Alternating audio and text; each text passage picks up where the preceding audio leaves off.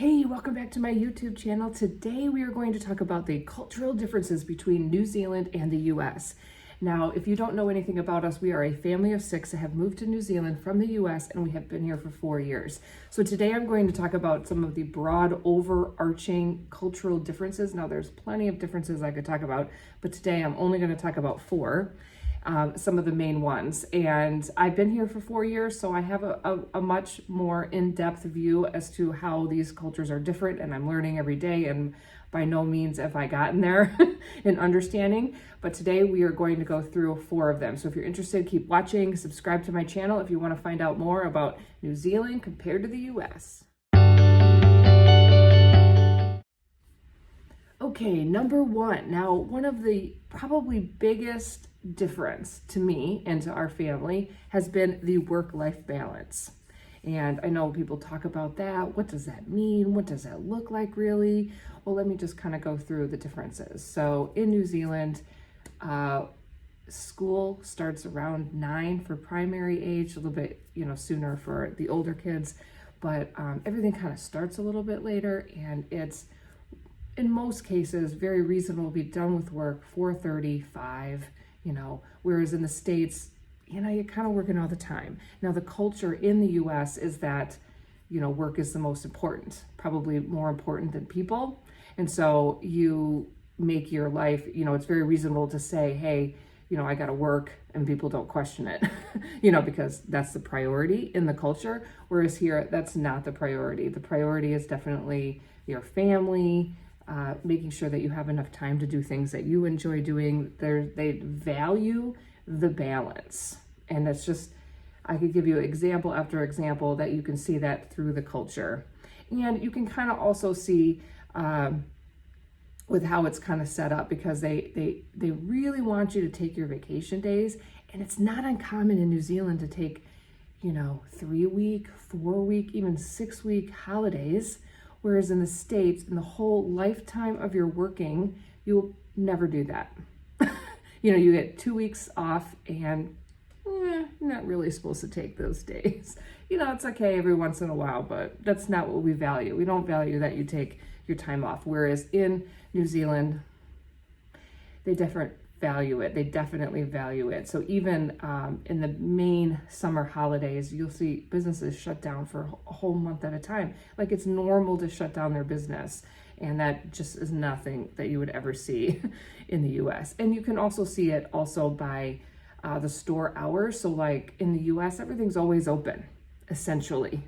If you need something at 2 o'clock in the morning, there is a 24-hour Walmart. If you are hungry, you can, run for the border and go get a Taco Bell, go to McDonald's. There's a 24 hours Denny's, something is open for you to eat. In New Zealand, not the case.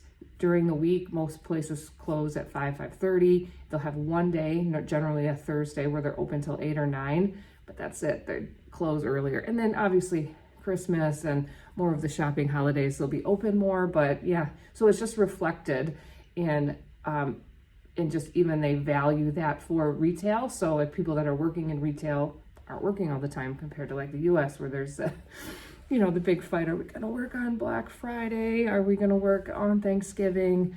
You have to kind of fight for those days where you just wouldn't see that there. You wouldn't see that here in New Zealand.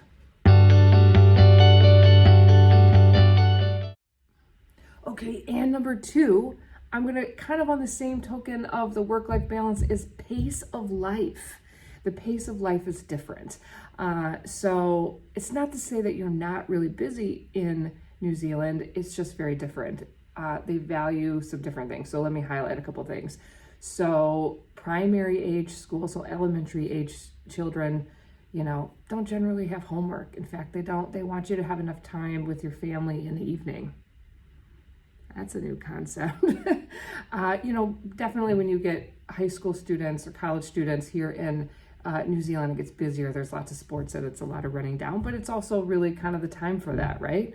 But in the early primary, intermediate ages, you're not running around as much, and they definitely value that time. They don't want you to be overwhelmed. Most of the homework is optional, so you can do it, and they give it to you, but there's no pressure to do that. So it's just the pace of life is very different. Also, when people come over to visit you, or somebody's coming over for dinner, or you're having a party, like people actually stay for like 3 hours at a time. And that would be normal. Nobody would come in and like leave in 30 minutes. I found that when I go back to the States, it's really noticeable to me. Like when I have a party, or, I just flew here, I flew, 20 hours to come here, and, yep, oh, I gotta go. I've seen you for 15 minutes, I gotta go. Like that's normal, that's acceptable, that's the way things go. People are running around and always busy and always doing, and there's just not really the slow down time for building relationships.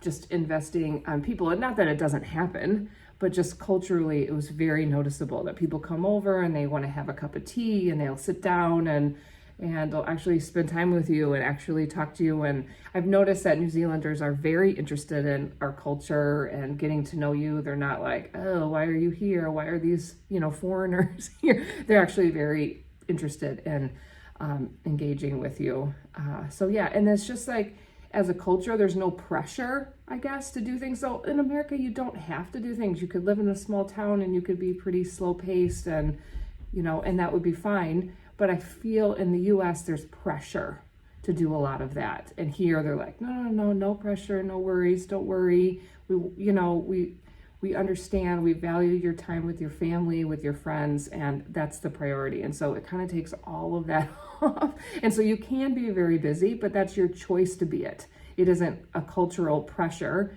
in order to be, the best mom you can be, or, give your kids all the perfect opportunities, because there's like, all this pressure to do this, because sports are every night of the week. Whereas here, there are generally 2 nights, maybe 3 nights, unless you're big into a sport, because they don't want to take up all of your time and every single night. So it's just like, it's just ingrained in the culture. It's just ingrained in the way that they do things, the way that they organize it. Okay, and number 3, tea time. Yes, that's very different in New Zealand compared to the US. There's lots of tea happening. There's morning tea, there's afternoon tea, and they even call dinner tea. What's for tea, as they would say. So, they also call it dinner and supper and that sort of thing, but they also call it tea. So there's just a lot of talking about the tea. So you drink a lot of tea here. So when I first moved here, I never drank tea. And so I wasn't familiar with it. And we don't really have those electric kettles where you boil water, whereas in New Zealand, every household has it. Everywhere you travel has it. They even give you some milk and sugar for your tea, and some tea at every Airbnb and every hotel, because kind of tea is important, and tea is just a moment in time for everybody that they take. So morning tea is around 10 a.m. And whether you're at school or you're at work, it's tea time. It's acceptable. It's normal to get out of your desk and go get tea or coffee, no matter what you like, and maybe a little snack is typically what people do. You don't have to drink tea. You can drink coffee, the same thing. So it's interchangeable.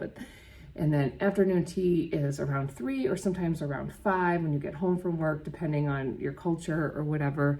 And then tea for dinner. So there's lots of tea. So when I first moved here, people would come over and they're like, you do need to offer tea to us. And I was like, oh, I don't even have tea. I don't drink tea. And so I appreciated that, because I didn't know. I didn't know what I didn't know. And so, so now I drink a lot of tea.